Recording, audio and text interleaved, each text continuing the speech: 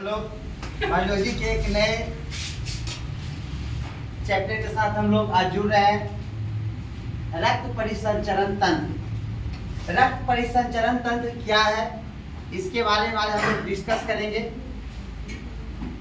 कैसे वह काम करता है, रक्त में क्या क्या चीज पाए जाते हैं, उसके बारे में आज हम लोग डिस्कस करेंगे। अगले वीडियो में इसका क्लास पूरा हो जाएगा। इसमें हाफ आधा बताया जा रहा है। चलिए देखिए, सबसे पहले रक्त परिसंचरण तंत्र कहता है रक्त का संगठन क्या होता है। कहा जाता है कि वयस्क मानव में कुल 5 से 6 लीटर रक्त पाए जाते हैं। वयस्क जो मानव होते हैं उसमें कितने लीटर पाए जाते हैं? 5 से 6 लीटर। जबकि रक्त का पीएच मान 7.4 है।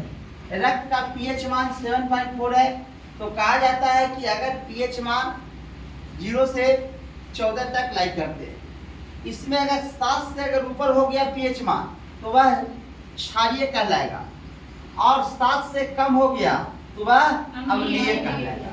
तो इसका पीएच मान 7.4 है तो रक्त क्षारीय है।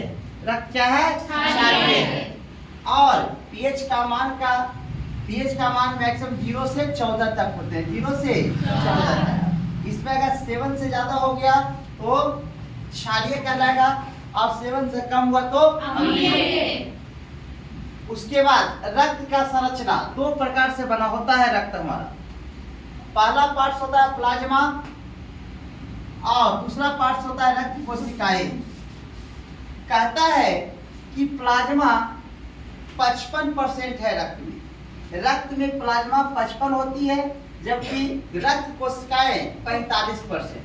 तो आपसे पूछा जाएगा कि बताइए वयस्क मनुष्य में कितना लीटर रक्त होते हैं? 5 से 6 लीटर। जबकि पूछा रक्त का पीएच मान क्या होता है? रक्त क्षारीय है कि अम्लीय? आप बताइए रक्त कितने प्रकार से बने हैं? 2। प्लाज्मा की मात्रा कितना होता है? जबकि रक्त कोशिकाएं प्लाज्मा 55% में पानी की मात्रा सबसे ज्यादा होता है 90%, तथा प्लाज्मा में अन्य पदार्थ होते हैं तो 10% होते हैं। तब पूछेगा आपसे कि प्लाज्मा में सबसे ज्यादा क्या पाया जाता है? पानी। कितना परसेंट? 90%। जबकि अन्य पदार्थ कितना पाया जाता है? आइए, रक्त कोशिका 3 प्रकार से बना है। आरबीसी, डब्ल्यूबीसी और प्लेटलेट्स के मिलने से बनता है रक्त कोशिका। कहता है कि इसमें रक्त कोशिका में सबसे ज्यादा क्या पाया जाता है? उसके बाद सबसे ज्यादा आरबीसी या सबसे कम डब्ल्यूबीसी। आइए अब हम लोग डिस्कस करेंगे प्लाज्मा का कार्य। क्या डिस्कस करेंगे? प्लाज्मा का कार्य। कहता है प्लाज्मा फाइब्रिनोजेन प्रोटीन का बना होता है। प्लाज्मा जो होता है फाइब्रिनोजेन प्रोटीन का बना होता है। इसका वर्क क्या है, इसका काम क्या है? इसका काम है रक्त के थक्का जमाने में मदद करना। रक्त को थक्का जमाने में मदद करने का काम होता है। पूछेगा फाइब्रिनोजेन का प्रोटीन का क्या काम है? रक्त को थक्का जमाने में मदद करना है। प्लाज्मा का कार्य में दूसरा है। प्लाज्मा का क्या काम है? ताप नियंत्रित रखता है। ताप नियंत्रित रखता है और घाव भरने का काम करता है। अब हम लोग आएंगे रक्त कोशिका का पहला पार्ट आरबीसी के बारे में हम लोग पढ़ेंगे। आरबीसी को हम लोग बोलते हैं लाल रक्त कणिकाएं। आरबीसी को क्या बोलते हैं? लाल रक्त कणिकाएं। आरबीसी रक्त कोशिकाएं में सबसे ज्यादा मात्रा में आरबीसी पाए जाते हैं।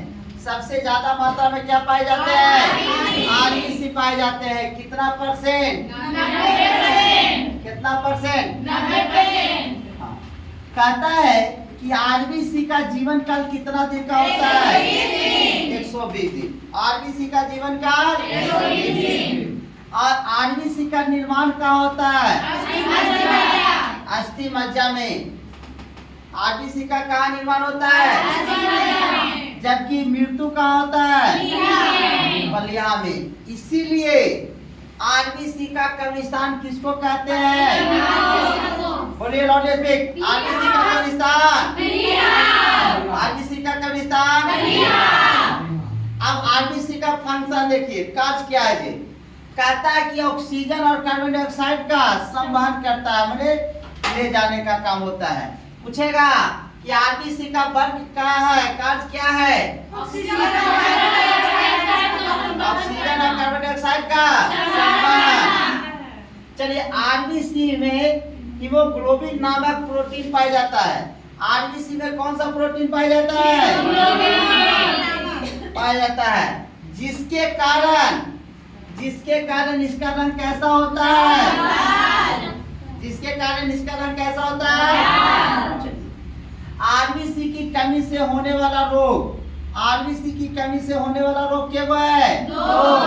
पहला एनीमिया, पहला दूसरा, हाँ दूसरा पीलिया।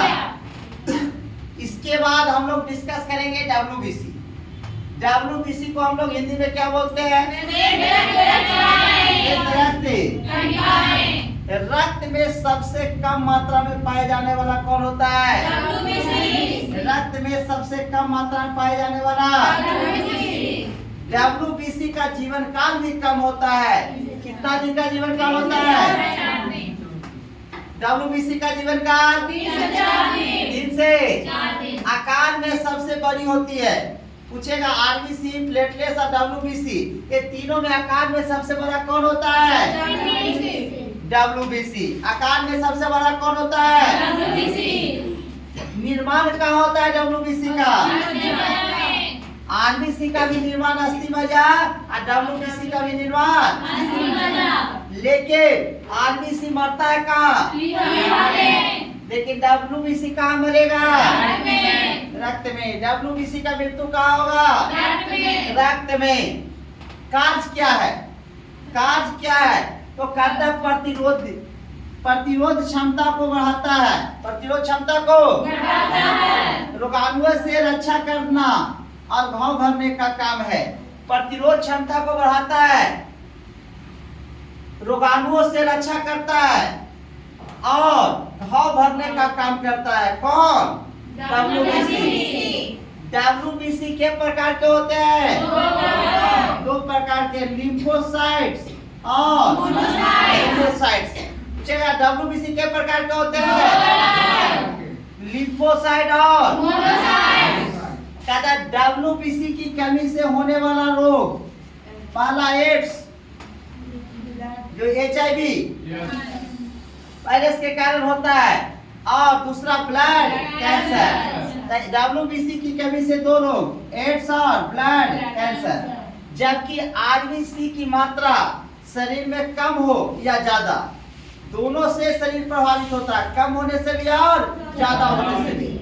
तो कम होने से अगर कहता है कि डब्ल्यूबीसी की मात्रा कम गया, देखिए कम का सिंबल दिया है नीचे के रो, तो कम गया डब्ल्यूबीसी तक कौन बीमारी होगा? ल्यूकेमिया।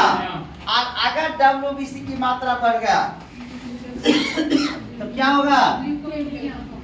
ल्यूकेमिया।